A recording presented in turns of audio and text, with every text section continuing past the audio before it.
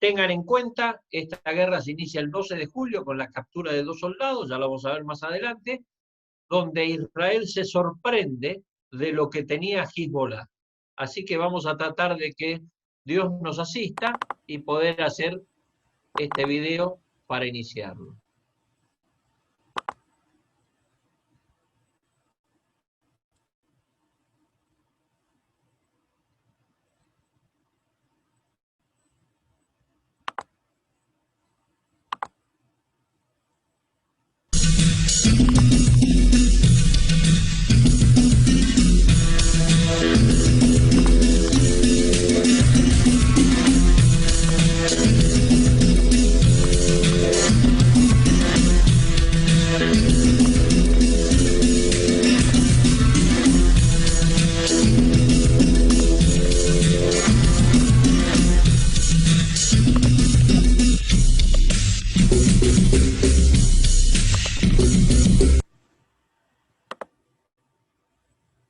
Esto es una parte del video que no tiene sonido. Ahí eran los 2 soldados que estaban capturados. Ese es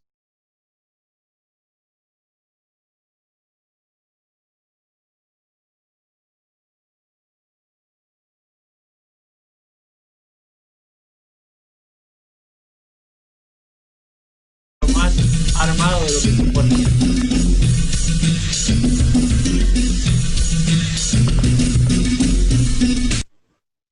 Ese es el bombardeo que hace Israel en el primer momento sobre lo que es Beirut para tratar de capturarlo a Hassan Nasrallah.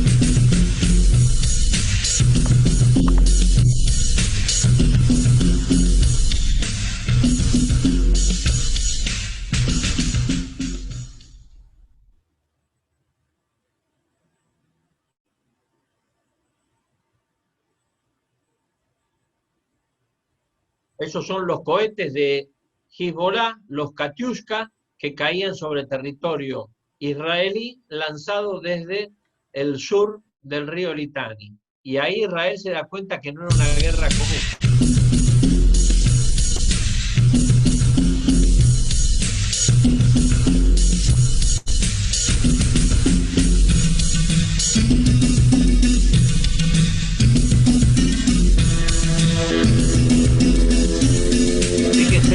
Desde tierra se tiran a una embarcación israelí.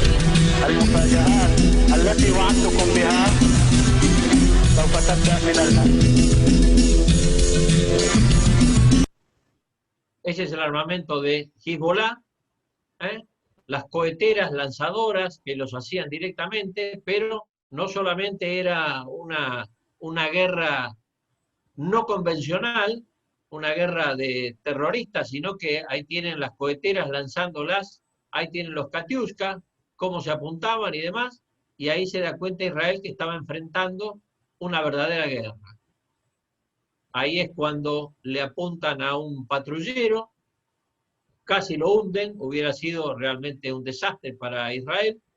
El Hanit volvió a la guerra prácticamente después, cuando estaba terminando, pero ahí se dieron cuenta de todo el armamento que tenía Hezbollah, provisto por Irán, y con cohetes que día a día iban alcanzando un mayor radio de acción. Y ahí lo vemos a Hezbollah disparando. Esos son los cohetes de largo alcance que iban cayendo en el territorio israelí. Eso es Haifa y esos son los heridos que estaban produciendo en ese lugar.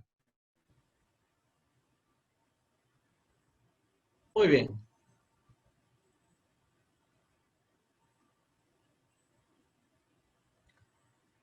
Y vamos ahora a seguir con la presentación.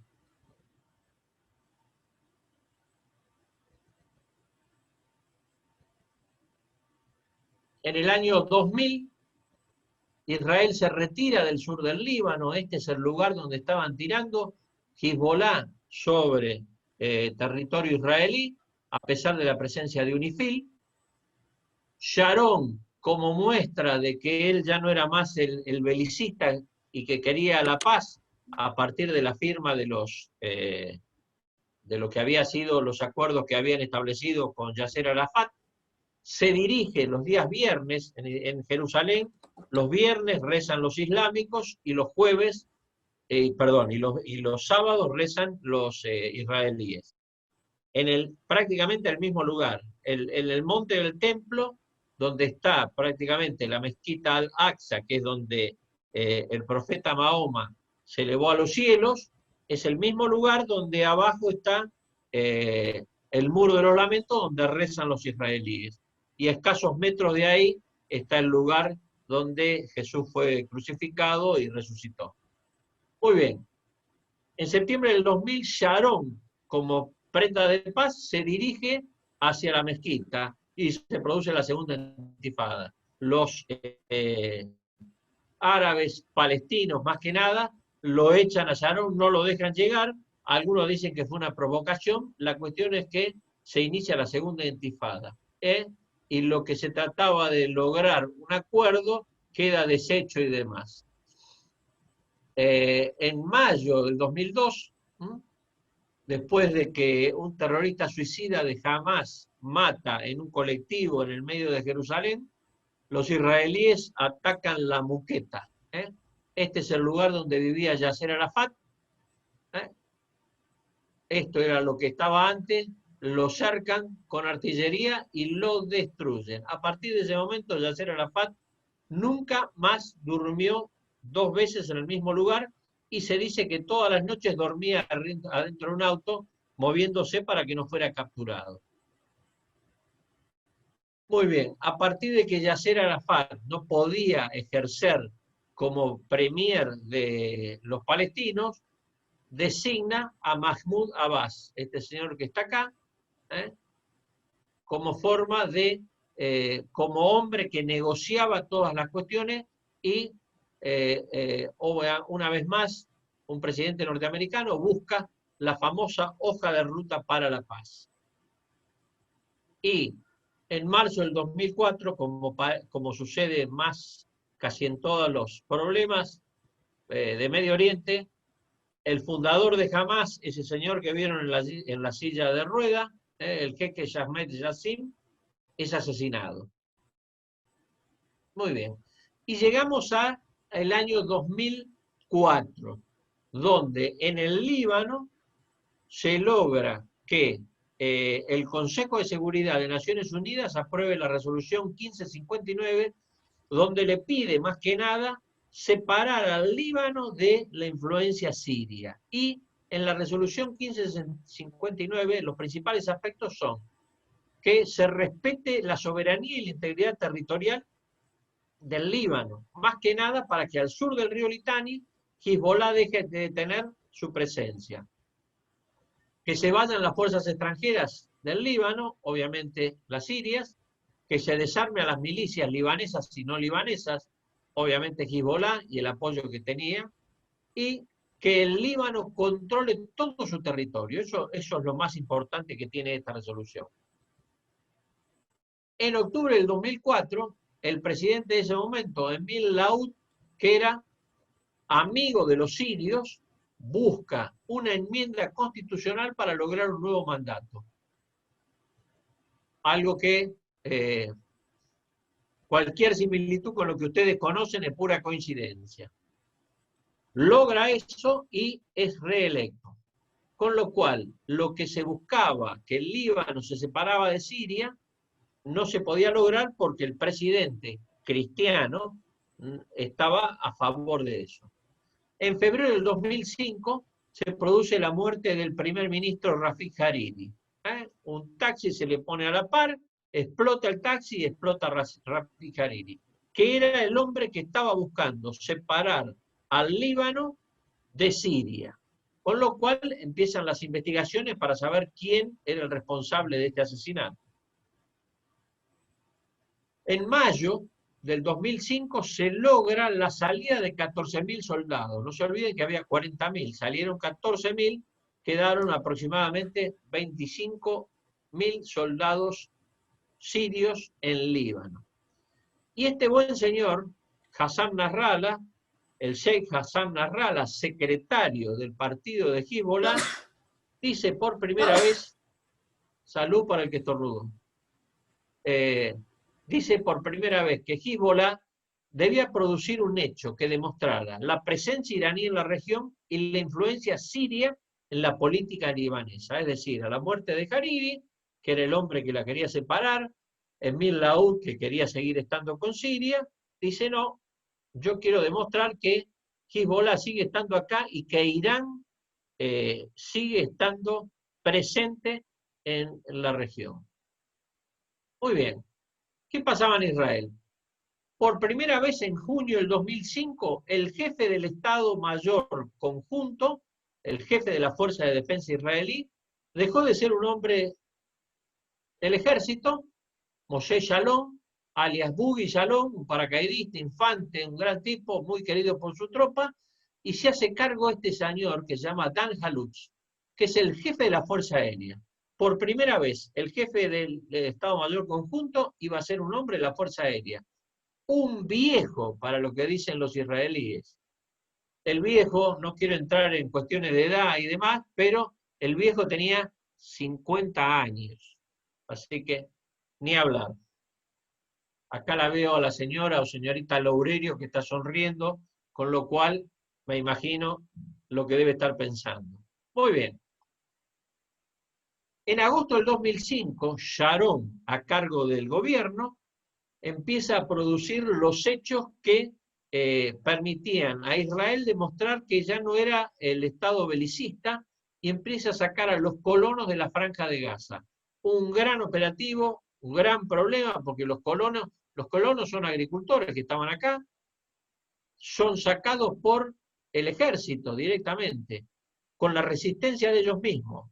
Triple lugares de seguridad. Uno, para sacar a los colonos.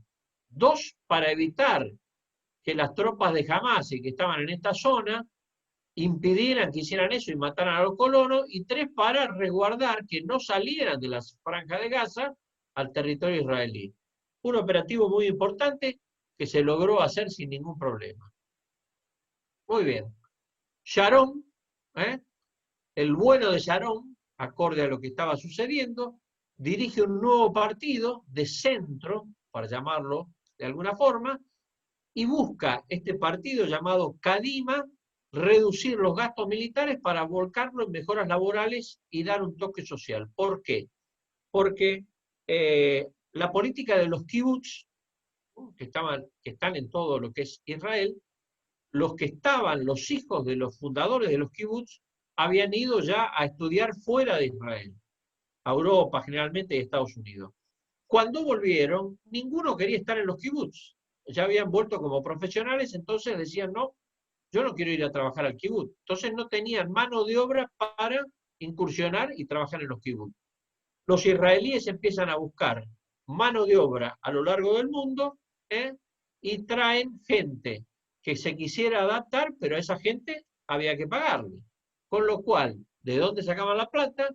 Reducían los gastos militares y se los daban al socialismo. Y de la mano de eso, se establece como segundo de Sharon este señor, Ehud Olmert, que era el alcalde de Jerusalén, y Amir Pérez, que le decían el mexicano, que venía del socialismo, y por rara coincidencia eran la primera vez que tanto este hombre como el ministro de Defensa no habían sido militares, habían hecho el servicio militar, pero no habían sido militares de carrera. Con lo cual, tenían una idea medianamente, sumado a que en vez de tener un militar del ejército a cargo del Estado Mayor Conjunto, tenían un hombre de la Fuerza Aérea. Muy bien. En enero del 2006, el buen Sharon le sufre un ACV y el gobierno queda a cargo de Ehud Olmert. Y se junta este trío por primera vez con una nueva orientación política militar del gobierno. Es decir, que dejar de ser los malos de la película como Israel y mostrar una faceta socialista, disminuir los gastos militares, reducir los tiempos del servicio militar y un montón de cuestiones más, los proyectos y demás, para volcarlos al socialismo, para traer gente, mano de obra que estuviera en los kibbutz. Muy bien.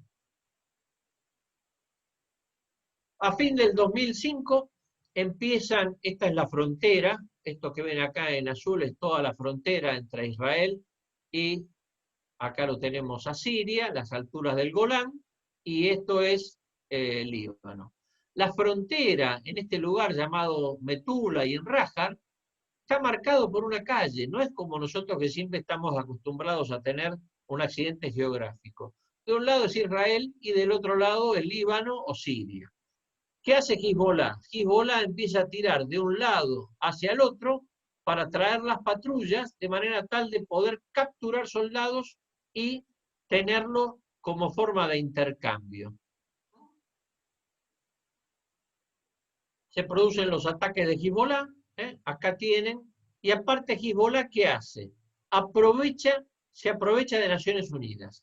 Acá ustedes van a ver en esta foto, acá en este círculo hay un vehículo pintado de negro con dos banderolas, ese es un vehículo de Hezbollah, y este es un vehículo de Naciones Unidas.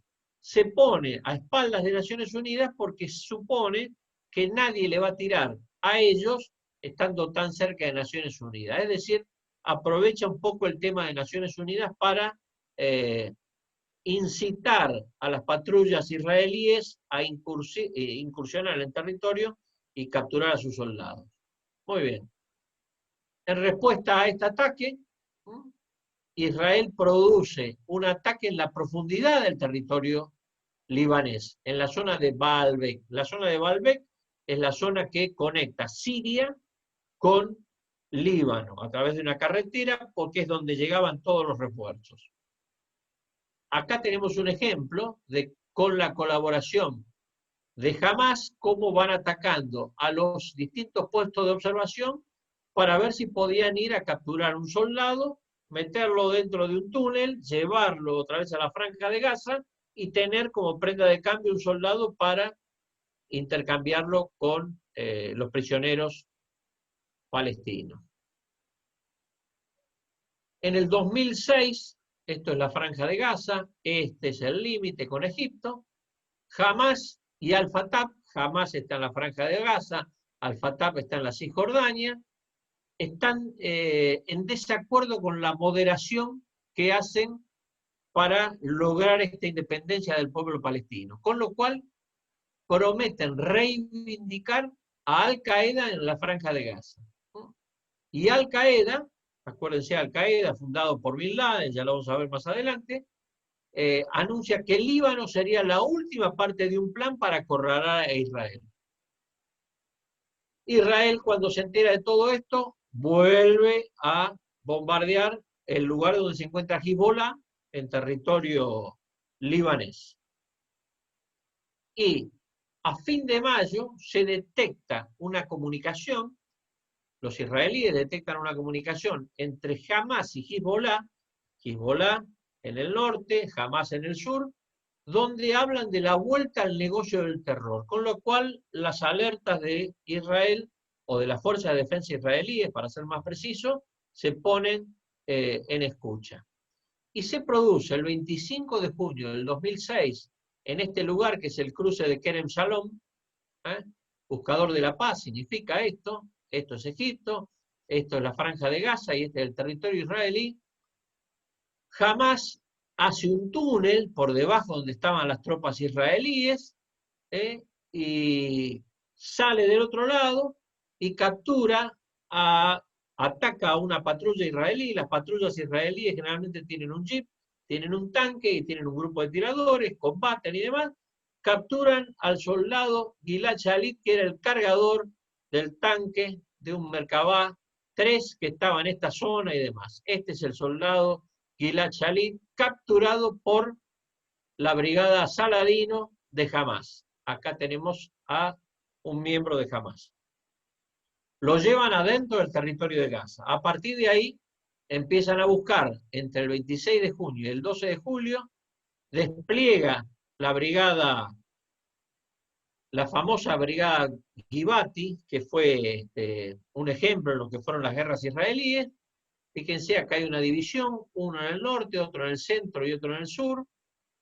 Empiezan a desplegar, empiezan a buscarlo al soldado, destruyen los puentes para evitar que el soldado salga de la Franja de Gaza, y se vaya del territorio. Ahí tenemos dentro de lo que es la Franja de Gaza cómo irrumpen, y por pedido del presidente Mubarak, el presidente egipcio, Israel suspende sus operaciones llamadas lluvia de verano, porque estaban tratando de lograr el acuerdo. Muy bien. Esto dura muy poco porque el Comité de Seguridad dentro del Estado israelí vuelve a atacar a la Franja de Gaza, que toqué, ahí está, vuelve a atacar a la Franja de Gaza y continúan los ataques israelíes para ver de rescatar al soldado Gilad Shalit. Hasta que llega el día 12 de julio. ¿Qué pasa el día 12 de julio? Este es el límite, esto es Líbano y esto es el territorio israelí. En la madrugada de este día 12 de julio empiezan a haber bombardeos en toda esta zona norte. En julio es la parte del verano israelí, donde hay una gran masa de israelíes que veranean en esta zona, hay un montón de cabañas y demás, en la zona más fresca, julio es como el enero de acá, y sale en busca de este ataque, de donde estaban tirando, patrullas que irrumpen en el territorio libanés. Una de esas patrullas es atacada y son capturados estos dos soldados, Eldad Regem y Ehud Goldwasser, que eran reservistas que al día siguiente terminaban su tiempo de reserva. Sale otra patrulla a buscarlo con un tanque, pisa una mina, explota y demás. Con lo cual, los dos soldados son capturados y se van en la profundidad del territorio libanés. Inmediatamente se pone en alerta todo el sistema de seguridad. La Fuerza Aérea, no nos olvidemos que el jefe del Estado Mayor Conjunto era un hombre de la Fuerza Aérea, ordena que despeguen los aviones y empiecen a atacar el territorio, el aeropuerto de Beirut, porque suponía que Hezbollah los iba a llevar a ese lugar. Se destruyen los puentes y se produce la alerta que llaman los israelíes Hannibal en el norte. Todos han visto la serie Hannibal, eso significa una captura, un secuestro de soldados en el norte. Y ahí da comienzo el día 12 de julio a la Segunda Guerra del Líbano. Muy bien. Hezbollah la llama Operación Promesa Verídica. ¿Por qué? Porque quiere tomar a los soldados y cambiarlos por los prisioneros palestinos que tenía, entre ellos Samir al-Kantar, que es uno de los principales que quería lograr el intercambio. Esto es el río Litani.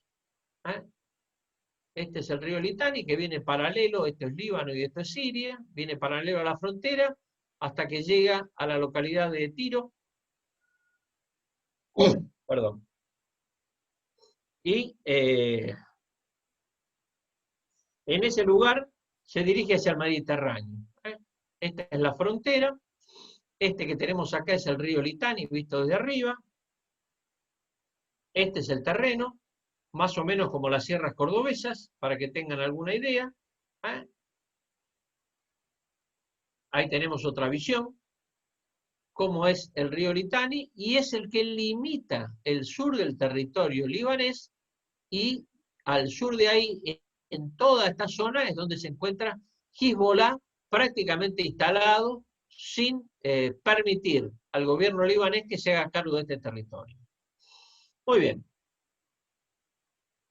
Al día siguiente, los israelíes nos muestran a todos los agregados cómo estaban integrados las tropas que se iban a enfrentar. Esto es el territorio libanés y esto es Israel. El norte está para acá abajo.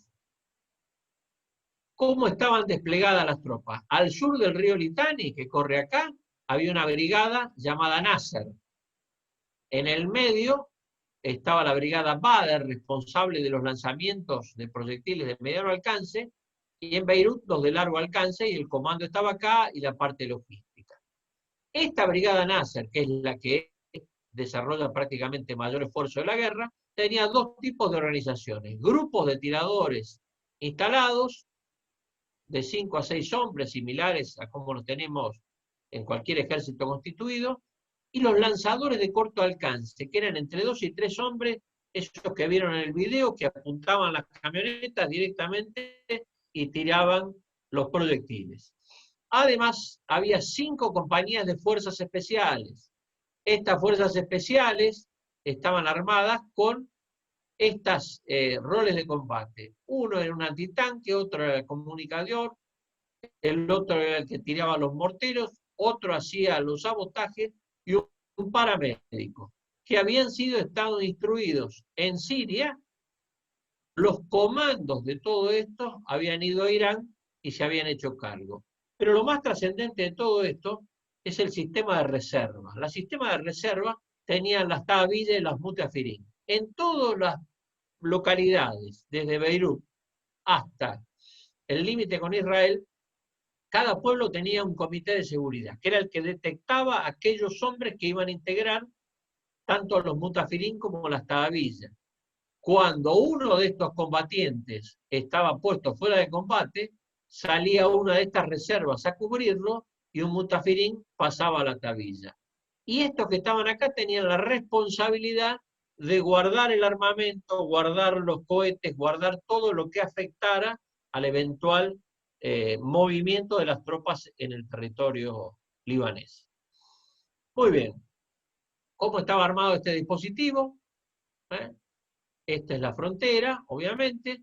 El esfuerzo principal, las 5 compañías en los distintos sectores. Y acá estaba lo que después se va a llamar la capital de Hezbollah, que es la localidad de Bin Jibail. Muy bien. Ahí tenemos patrullas israelíes recorriendo, y acá tienen lo que descubren los israelíes, las sorpresas que decía este video. ¿Qué son las sorpresas? Son instalaciones que habían hecho desde la salida de Israel del territorio libanés a espaldas de Naciones Unidas. Si bien esto es un dibujo, esta es una foto real, este es el puesto de Naciones Unidas, y del otro lado del monte está la entrada, que ustedes ven acá, a lo que es esta organización. Esto es un sistema de 600 casamatas, unidas unos con otros, que les permitía combatir, descansar, guardar y demás, a espaldas de lo que era Naciones Unidas y de frente a lo que era el territorio israelí. Esto se construyó desde el 2000 hasta el 2006, esperando la oportunidad de atraer a las tropas israelíes al territorio libanés y para que se hiciera un combate entre este lugar y las tropas que iban avanzando. Muy bien. Este señor es el comandante de la zona norte israelí, el general Udi Adam, que nos convoca al día siguiente, eso fue el 12, esto es el 13 de julio, y nos dice que los israelíes iban a lanzar la operación Cambio de Dirección, que tenía 2 partes, un asalto terrestre y un asalto aéreo. No nos olvidemos que el jefe del Estado Mayor Conjunto era de la Fuerza Aérea y consideraba que todavía no era necesario hacer el asalto terrestre, con lo cual se iba a hacer solamente un asalto aéreo por parte del ejército con sus helicópteros en la zona al sur del río Litani, con la Fuerza Aérea y la Armada, los destrucción de los lanzadores de mediano alcance, la Fuerza Aérea y Fuerzas Especiales neutralizando los lugares de comando y control, y la Fuerza Aérea en el lugar donde vinculaba Damasco con Beirut.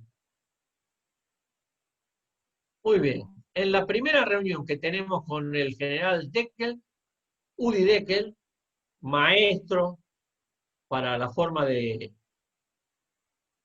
vender lo que estaban haciendo, dicen que no es tiempo de reaccionar, sino de accionar en contra de Hezbollah. Hay que destruir la organización armada, que la campaña no iba a ingresar en territorio sirio y que estaba en el comienzo de una larga operación. Que estaban en calidad de soportar víctimas civiles en las ciudades del norte, soportar víctimas civiles, que se analizan otras opciones que todavía no se iban a dar, que era el empleo de las fuerzas terrestres y fuerzas especiales, que iba a ser una larga operación y que no iba a haber acciones diplomáticas en el corto tiempo. Esos son los principales aspectos que nos dijo el general Tequel. Muy bien. ¿Qué buscaba? Obviamente, como siempre, forzar al Líbano que se haga cargo de que lo desaloje a Hezbollah, mientras que los Hezbollah lo anuncia el jefe Hassan Nasrallah, que su objetivo de siempre era destruir a Israel y liberar a Palestino y a la ciudad de Jerusalén. Obviamente, buscar por parte de Israel debilitar la infraestructura de Hezbollah, crear las condiciones favorables para que el gobierno libanés se haga cargo de su territorio. Y en el caso de Hezbollah, que se logre la retirada completa de este lugar ocupado en las alturas del Golán por Israel. Muy bien. Las poblaciones eran a proteger por parte de los israelíes, y el propio Hassan Nasrallah, acordándose de lo que hablamos, de lo que se había dicho en la guerra de Argel, que los subversivos pierden la guerra cuando no la ganan, y los que los combaten ganan la guerra cuando no la pierden, Hassan Nasrallah dijo que si él sobrevivía a la guerra, ya había triunfado. Con ello ya estaba listo. Por eso habla que el objetivo a proteger era la estructura de comando de Hezbollah. Ahí tenemos las acciones, el bombardeo por parte de uno y del otro, acciones militares. ¿Cómo se juega esto? ¿Cuáles son los objetivos? Lo primero que hicieron los israelíes, atacar los suburbios de Beirut, para tratar de capturar o neutralizar la estructura de comando y, si fuera posible, a Hassan Nasrallah. Detectar los lanzadores de corto alcance, porque los de largo y mediano alcance ya tenían todos los lugares en esta zona, y con la fuerza aérea, con los helicópteros y demás, los iban poniendo fuera de combate. Pero los de corto alcance, como ahí salían de una camioneta y tiraban, no los podían detectar. Neutralizar los depósitos y el flujo de abastecimiento del Valle del Beca, en la localidad de Baalbek, los que venían directamente desde Siria en dirección a Beirut, y detectar que en todos estos puertos no se vayan los soldados que habían sido capturados, con lo cual van a establecer un bloqueo especial, que ya lo vamos a ver más adelante. ¿Qué hacía Hezbollah? Hezbollah lo único que tenía misiles que los iba lanzando acorde que se los permitían y demás. Empezaron a afectar las dos localidades más cercanas, Najaría y Safed, donde estaba el general Udi Adam. Luego empezaron a mandar a establecer más cohetes de mayor alcance para alcanzar Haifa. Haifa es el centro productivo de los israelíes, con lo cual trataban de llegar y afectar. Acá tenemos los radios de acción de los distintos cohetes que tenían. Lanzar drones para alcanzar Tel Aviv. Llegaron a lanzar 2 drones que fueron interceptados, con lo cual uno veía que la guerra estaba avanzando. Y por último, contactos con Hamás en la Franja de Gaza para aferrar tropas que no fueran al norte. Estos eran un poco como Hezbollah puntualizaba lo que era la guerra. Muy bien. Al día siguiente se produce el bloqueo naval. Se crea una zona de seguridad para evitar que los buques entraran o salieran desde el territorio libanés, eventualmente con los soldados capturados, hasta que el 14 de julio le disparan un proyectil y prácticamente casi lo hundan a este patrullero que tenían. Ahí Israel empieza a darse cuenta que esta no era una guerra así nomás, que era una cuestión un poco más importante. Empiezan a lanzar cohetes, todo lo que vean en rojo a partir de ahora es de Hezbollah y lo que vean en celeste es de Israel. Siguen con sus acciones aéreas, Israel, acá tienen una patrulla de esos 2 y 3 hombres, sacan una camioneta, apuntan directamente los 8 o 4 lanzadores y los disparan. el problema seguían siendo los lanzamientos de corto alcance, porque los de largo y mediano en toda esta zona habían sido destruidos. Después de que impactan con el buque Hanit, empiezan a destruir en toda la zona de la costa los radares y empiezan a destruir las fábricas de cohetes que había en Líbano y en la Franja de Gaza. Siguen los lanzamientos y se empiezan a prolongar, es decir, que de estar tirando en el límite empiezan a tirar más allá y los israelíes dicen, ¿cómo? Y no los podemos detectar. A partir de este momento se empiezan a dar cuenta de que esos cohetes venían desde Siria, en esta zona, en este lugar, en Baalbek, en el Valle del Beca. Como la guerra empezaba a tomar otro matiz mucho más prolongado de lo que estaban acostumbrados, todos los extranjeros empiezan a retirarse de lo que es Beirut y se trasladan a Chipre con primera medida y luego al resto de sus países. Siguen los bombardeos y empiezan a darse cuenta de que acá, en el límite, dentro del territorio libanés, las defensas eran mucho más grandes, que no era tan sencillo ir y combatir con alegría. Pero bueno, los israelíes siguen insistiendo. Se hace Coronel, otra perdón, reflexión. intervengo porque nos queda exactamente un minuto. Para que no se corte en el medio de lo que va a decir, les pido que volvamos a conectarnos. Estoy hablando más de la cuenta, me he dado cuenta. Un poquito, ¿Listo? pero bueno, Ya es el estamos día. terminando. Dale. Gracias, Lelu.